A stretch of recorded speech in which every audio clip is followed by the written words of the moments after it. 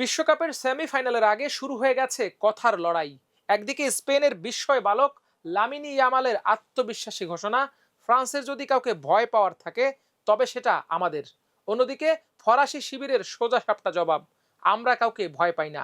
মাঠে বল গড়ানোর আগেই ইউরোপের দুই পরাশক্তির লড়াই যেন রূপ নিয়েছে মানসিক যুদ্ধেও। স্পেনের আত্মবিশ্বাসের পেছনে অবশ্য যথেষ্ট কারণও রয়েছে। ১৬ বছর পর দ্বিতীয়বারের মতো বিশ্বকাপের সেমিফাইনালে উঠেছে লা রোজারা। পুরো টুর্নামেন্টে তারা মাত্র একটি গোল হজম করেছে, আর সেই গোলও এসেছে কোয়ার্টার ফাইনালে বেলজিয়ামের বিপক্ষে।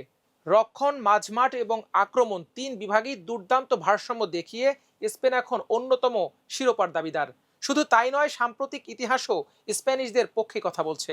২০২৪ ইউরো চ্যাম্পিয়নশিপের সেমিফাইনাল এবং ২০২৫-এ উয়েফা নেশনস লিগের সেমিফাইনাল দুবারই ফ্রান্সকে হারিয়ে ফাইনালে উঠেছিল স্পেন। তাই ইয়ামালের বিশ্বাস এবারও ইতিহাস নিজেদের পক্ষেই থাকবে।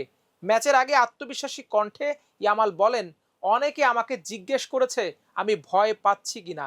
আমি বলেছি না, আমি কোনো চাপ অনুভব করছি না, বরং মনে হচ্ছে আগামীকাল বিশেষ কিছু ঘটবে। এটি এমন একটি ম্যাচ যেটা পুরো পৃথিবী দেখতে চেয়েছিল। আমি জানি এটি আমার কেরিয়ারের সবচেয়ে গুরুত্বপূর্ণ ম্যাচ।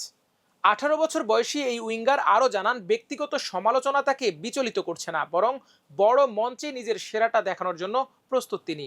তার বিশ্বাস, ফ্রান্সের বিপক্ষে ম্যাচটি হতে পারে এবারের বিশ্বকাপে নিজের সেরা পারফরমেন্সের মঞ্চ।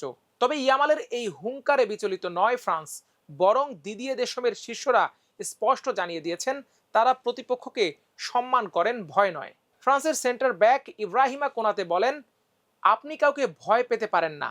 স্পেন অবশ্যই অসাধারণ একটি দল, তাদের অনেক বিশ্বমানের খেলোয়াড় আছে, কিন্তু আমরা শুধু লামিন ইয়ামালকে নিয়ে চিন্তা করছি না, পুরো দলকে নিয়ে পরিকল্পনা করছি। আমাদের লক্ষ্য একটাই, ফাইনালে ওঠা।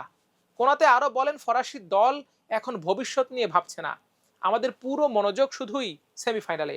আমরা মাটিতে পা রেখে এগোচ্ছি, এখনই ফাইনালের কথা ভাবলে ভুল হবে, আগে স্পেনকে হারাতে হবে। ফ্রান্সের আরেক ডিফেন্ডার ম্যাক্সেন্স ল্যাক্রোয়েন্স একই সুরে কথা বলেছেন।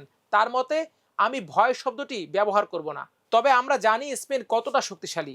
তারা অনেক ভালো ফুটবল খেলছে এবং তাদের সম্মান করতেই হবে, কিন্তু আমরাও জানি আমাদের সামর্থ্য কি, আমরা জিততেই মাঠে নামবো। এদিকে ফ্রান্সের অভিজ্ঞ মিডফিল্ডার আদ্রিয়ান রাবিও মনে করেন, এই দলের সবচেয়ে বড় শক্তি শুধু এমবাপ্পে কিংবা ব্যক্তিগত প্রতিভা নয়, বরং পুরো স্কোয়াডের ঐক্য।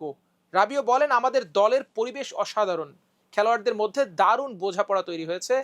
কোচ কঠিন সময় পার করলেও সেটি উল্টো আমাদের আরো ঐক্যবদ্ধ করেছে। আমরা এখন আগের চেয়ে অনেক বেশি শক্তিশালী দল, আর সবচেয়ে গুরুত্বপূর্ণ বিষয় হলো আমরা কাউকে ভয় পাই না। সব মিলিয়ে বিশ্বকাপের এই সেমিফাইনাল এখন শুধু দুই ফুটবল শক্তির লড়াই নয়, আত্মবিশ্বাসেরও সংঘর্ষ। একদিকে ইয়ামালের নির্ভীক স্পেন, যারা মনে করছে ফ্রান্সের ভয় পাওয়ার কথা, অন্যদিকে এমবাপ্পেদের ফ্রান্স, যারা বলছে ভয় নয়, সম্মান আছে, আর সেই সম্মান নিয়েই তারা মাঠে নামবে ফাইনালের টিকিট জিততে।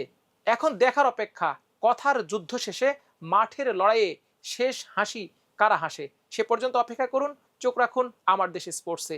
আল্লাহ হাফেজ।